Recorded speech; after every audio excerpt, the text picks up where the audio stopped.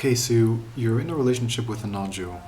Unfortunately, you've come to such a state, and now you're thinking about the big question: should you marry her or not? Maybe you have a child, maybe something like that, or maybe you really like her, or maybe both. And it's a big question for a Jew, especially a Jew who doesn't have so much affiliation with Judaism. Should he? How should he approach the concept, the idea of marrying a Jew?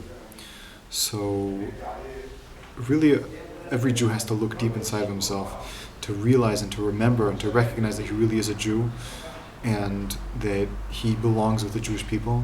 Marrying a non-Jewish person it never will mix. It's like trying to mix oil and water. They're two different things, and they will always separate, and they have a natural tendency to separate, and they will not be able to be mixed together. And a person has to remember this and realize this. Now, sometimes still it's hard for them to be able to separate from this person they've come attached to. So I found a Gemara that speaks about this idea. And really it's a promise from Hashem that you will not lose out anything if you do what you know is right and you follow in the mitzvahs of Hashem. Hashem promises He will actually give you your reward also in this world. So it's a story in Menachos, in the end of in the Gemaras.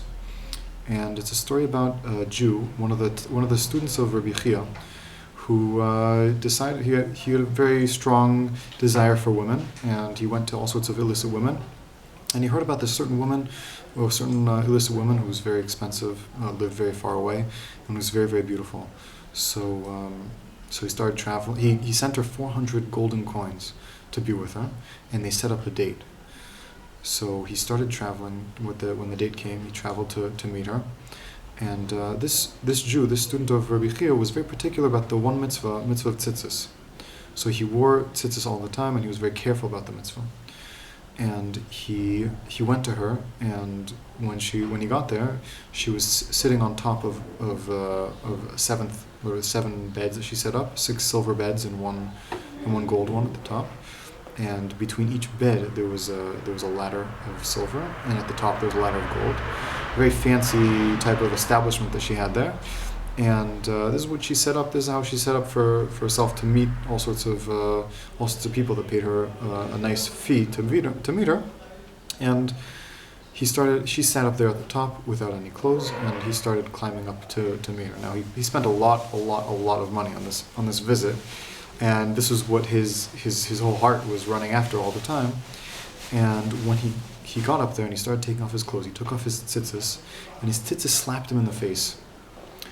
And when he got the slap in the face, he realized what he was doing, and he climbed all the way down off these 7 beds, and he sat down on the floor. And he was noticeably upset, and she, this non-Jewish illicit woman, has never experienced such a thing before. She didn't know what was going on. She climbed off the beds with him and sat down on the floor with him.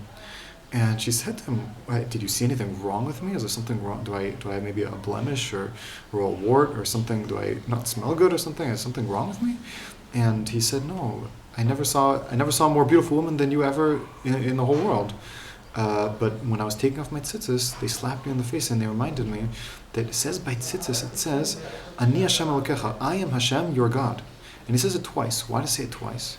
He learned this in Rabbi Chia's Beis Medrash. He says it twice. Once to teach us, to remind us that Hashem will pay us, will punish us if we do bad things, unfortunately, and also He'll give us reward if we do good things. So that's why it says it twice. So when I got hit with this tzitzis in the face, it just shocked me, and it reminded me, there is an end to it. There is a calculation for everything, and also a good calculation. And this is the important part of the story that we have to remember. There is an important calculation we're going to see. She begged him. She said, I won't let you go until you tell me who you are, where you come from, what where you live, and which rabbi you learn from. She was very impressed by this whole Torah thing. She's never seen a man resist a woman of such a sort. So he went back to his Beis Medrash, and some time later, she came looking for him, and she saw that she went to the rabbi, and the rabbi